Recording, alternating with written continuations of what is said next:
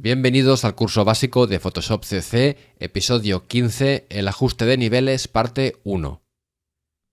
Ahora que entendemos un poco mejor cómo funciona el histograma, estamos en condiciones de entender también un poco mejor cómo se utiliza el ajuste de niveles.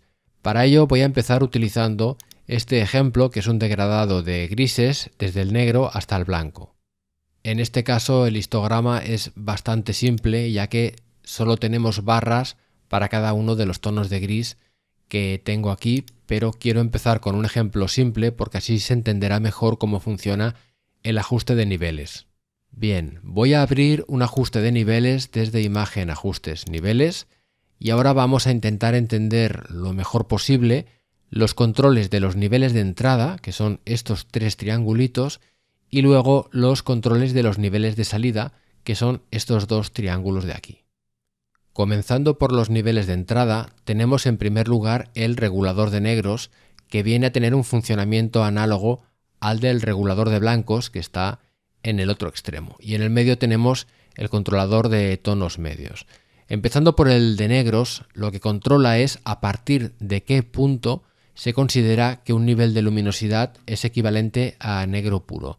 Para entenderlo mejor, lo voy a mover hacia la derecha y fijaos en la imagen cómo cambia a medida que lo desplazo hacia la derecha. Lo que hago con este regulador es decirle, a partir de este tono de gris, por ejemplo, si lo sitúo aquí, a partir de este tono de gris, todo lo que quede atrás sería negro puro, no tendría información. El regulador de blancos funciona igual. Si lo muevo, en este caso, hacia la izquierda, lo que estoy haciendo es decirle, a partir de este tono de gris, que antes era un gris relativamente entre medio y claro, ahora ya este va a ser el blanco puro y por tanto los tonos que queden entre medias se redistribuyen para mantener esta escala del negro al blanco. Es decir, básicamente son controles de recorte de blancos y de negros. Le digo, a partir de aquí todo es negro, a partir de aquí todo es blanco. En una imagen como esta, donde ya tengo tonos desde el negro hasta el blanco, voy a machacar información, pero como luego veremos en otro ejemplo, hay casos donde tenemos hueco en los extremos del histograma y tenemos margen para mover estos controles y conseguir un mayor contraste en la imagen sin necesidad de perder información. Pero de momento quedaos con esta idea. El regulador de negros lo que hace es oscurecer sobre todo los tonos negros de la imagen, los tonos oscuros, y hacer que haya negros cada vez más puros, aunque sea a costa de perder detalle en las sombras. Y el controlador de blancos hace lo contrario, hace que cada vez hace lo contrario, hace lo mismo pero con las luces. Hace que cada vez las luces sean más blancas, que se pierda detalle en las luces y que encontremos antes el tono blanco en lo que si no habría sido un tono relativamente medio. En cuanto al control de tonos medios, lo que controla, según hacia qué lado lo lleve, es si los tonos se van hacia tonos más claros o tonos más oscuros. Es bastante parecido al regulador de brillo de Imagen, Ajustes, Brillo, ya que normalmente no llega a destruir detalle en la información, salvo que lo llevemos muy al extremo, y aún así sigue habiendo todavía detalle. Lo que pasa es que ya queda muy comprimido en los extremos del histograma y cuesta de ver. Pero vamos, que en esencia esto viene a ser como un control de brillo. Por cierto, que si en un momento dado habéis manipulado todo esto y queréis volverlo a poner a cero rápidamente sin tenerlo que hacer a mano, podéis mantener pulsada la tecla Alt u Opción y el botón Cancelar cambiará, como veis, a Restaurar. Esto funciona con más ventanitas de ajustes o de filtros. Mantengo Alt u Opción, hago clic en Restaurar y se me vuelven a poner los valores por defecto. Eso sí, tengo que restaurar antes de haber aceptado, porque si yo modifico unos valores, le doy a aceptar y ahora vuelvo a venir a Imagen, Ajustes, Niveles, aunque le dé con Alt u Opción a Restaurar, esto no me va a volver a quedar como estaba antes porque ya el paso previo se ha aplicado. Más adelante creo que ya comenté que veremos cómo aplicar ajustes no destructivos, pero todavía nos falta un poco para llegar allá. De momento, lo que tendría que hacer en un caso así es Edición, Deshacer niveles y ahora puedo volver otra vez a la ventana de niveles tal como la tenía antes. Bueno, por tanto ya hemos visto que el regulador de negros regula cómo de profundas son las sombras y a partir de qué punto las sombras se convierten en negro. El regulador de blancos hace lo propio pero con las luces, regula a partir de qué punto las luces se convierten en blanco y por tanto los tonos que queden entre medias del negro y el blanco también se ven afectados porque se van iluminando a medida que muevo estos reguladores u oscureciendo, y el control de tonos medios desplaza los tonos en un sentido o en otro, pero de forma menos destructiva. Bien, pues visto esto voy a restaurar para dejarlo a 0 y vamos a ver qué hacen los niveles de salida. Los niveles de salida hacen lo contrario al regulador de blancos y de negros, ya que en vez de recortar, lo que hacen es empujar los tonos hacia dentro del histograma, por así decirlo. Es decir, si muevo el de negros, fijaos en la imagen cómo los negros se están yendo hacia tonos grises. Y en cambio, si muevo el de blancos, los blancos se están yendo también hacia tonos grises más oscuros. Es decir, con estos reguladores voy perdiendo contraste y si los llevara hacia el medio, prácticamente me quedaría con una imagen gris. Una forma de entender también cómo funciona esto es fijarse a la vez en el histograma, porque si tengo abierta la ventana de histograma en el modo RGB, veré cómo cambia el histograma, la vista previa digamos, a medida que cambio estos controles. Fijaos que ahora en el panel histograma, el histograma llega hasta los extremos, hasta los negros puros que están aquí y hasta los blancos puros que están aquí a la derecha de la imagen. Bien, pues cuando muevo el nivel de salida de los negros hacia la derecha, mirad el panel histograma cómo ha cambiado.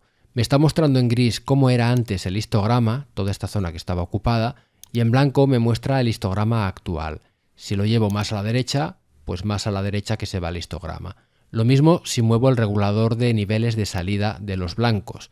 Lo llevo hacia la izquierda y veréis cómo el histograma también se va desplazando hacia la izquierda y me muestra en gris cómo era antes el histograma. Antes el histograma llegaba hasta los extremos, hago clic aquí para que se actualice con más precisión, antes llegaba a los extremos y ahora en cambio todos los tonos se encuentran comprimidos en la zona de los tonos medios.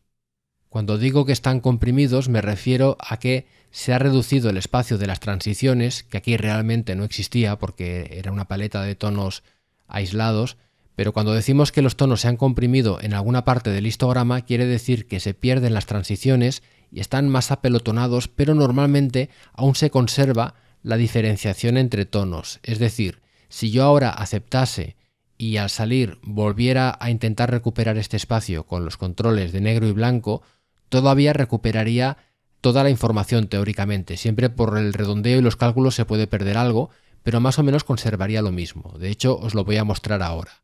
Voy a aceptar, con lo cual este es mi nuevo histograma, por así decirlo, pero a diferencia de antes que había recortado, que me había cargado tonos, ahora lo único que he hecho es apretujarlos un poco más entre sí, por así decirlo.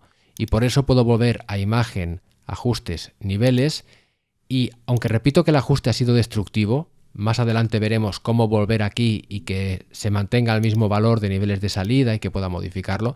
Aunque el ajuste sea aplicado, yo ahora tengo todo este espacio vacío y puedo usar los reguladores de negros y blancos para recuperarlo. Aquí no hay riesgo de cargarse nada porque a medida que voy moviendo se va oscureciendo, pero todavía no estoy chafando, digamos, en el negro nada.